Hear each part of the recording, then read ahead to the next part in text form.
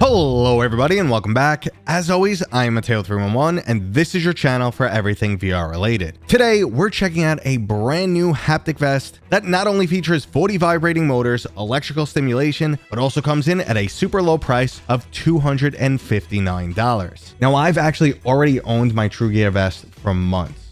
I got one of the first consumer products available, and I was even testing the software when it was in beta and showed up fully in Chinese. So yeah, you can imagine I needed to give it some time for the software to mature, let it get more mods for more games, run it through its paces, but now I'm finally ready to show it off to you guys. And this is perfect timing because the developers reached out to me and said, hey, would you like to do a video about our vest? How are you feeling about it? Can you talk to your audience about it?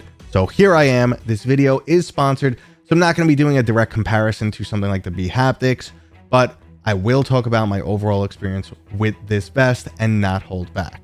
Now, if you're absolutely clueless to what a haptic vest provides, it's an additional level of physical feedback while you're interacting with your games. So imagine something like getting shot in game and then feeling a corresponding sensation on your body that matches the location of where you were hit. Now, TrueGear also goes the extra mile here by adding both electronic stimulation and keeping the price tag down to $259 while still including 40 motors.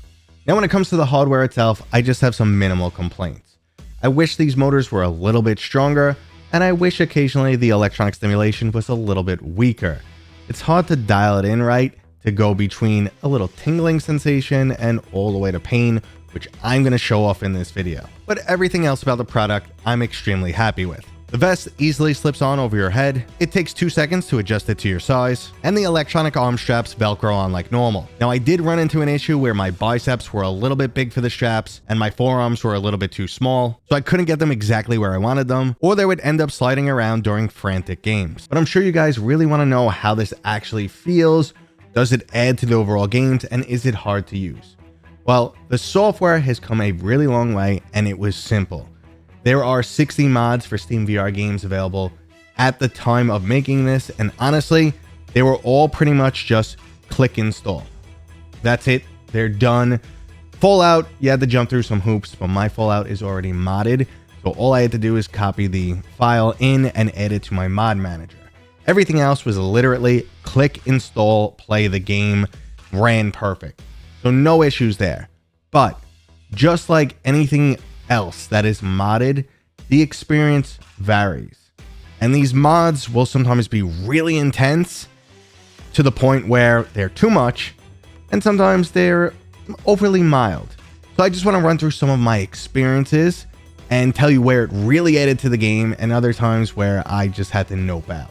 Now, on screen, I'm showing off all the currently available mods, and on top are some of my all-time favorite games that I've been replaying with the TrueGear vest. Now, 2 of the experiences that felt pretty much perfect were both Blade and Sorcery and Underdogs. In Blade and Sorcery, everything from taking a hit to casting spells feels pretty awesome. But one of the major standout moments was climbing around the environment. The electronic stimulation on the arms goes off just enough to mimic the sensation that your arms are getting fatigued while climbing. It wasn't enough to cause any pain and outright make me let go, but it did make climbing feel much more precarious. Now, when it comes to Underdogs, it just upped the overall fun level. That's a game about throwing haymaker-style punches, crushing through your enemies, and feeling like a badass. And the added thumping from the vest, or the electronic sensation when I smash a robot, just enhanced the overall level of badass immersion. But then the vest went to a point where it became overwhelming. Now, I will say the electronic stimulation is completely optional, and you can control the intensity level. And I was playing at 35%, which was fine for most games, except when I got to Until You Fall, it was a little bit shocking. I was in battle and I just got overwhelmed. I caught a hit unexpectedly, and surprisingly, it was extremely immersive because it almost felt like I was holding a sword and someone smacked my metal weapon really hard and the vibration felt through my arm. That's what the electronic stimulation felt like in this scenario. However, it caught me off guard, and then you like struggle and take a few more hits because you were caught off guard, making it a lot more realistic, but also making it harder to play the game and a little overwhelming, especially if you're a noob to VR, but I don't expect any noobs to be buying one of these vests. Now, when it comes to one of my other all-time favorite games, Vertigo 2, I found that I could not use the electronic stimulation, or I just had to crank it way down. Using an electronic gun, grabbing the ammo shocks your whole hand to the point that it's uncomfortable. So reloading the gun is already uncomfortable to the point that I switched off the shotgun because it was just causing too many little zaps, and I went to my handgun. But then when I finally took a physical hit in game, I felt like I was getting electrocuted. Now, that makes perfect sense. The enemies are using like some type of stun blast ray, but holy shit did it hurt. And I noped out of the game and then just, ripped off the electronic stimulation bands and kept playing a little while without them. But holy crap, did it catch me off guard. And this thing can hurt. So that brings us back to the whole mod situation where they're a bit inconsistent. They feel great in some games and overwhelming in others. And then when I got to another favorite game, Compound, it just felt a little bland and didn't add too much to the overall experience. Now, I will say though, this variance is not something specific to the TrueGear itself. I've seen it in all other haptic vests and lots of third-party products. It's just how it's done when it's not something being driven exclusively from the hardware manufacturer. If it was standardized by Meta, I think it would feel a bit different, but that's not the case here. And like I said, that's across the board on pretty much all third-party products that I've tried over time.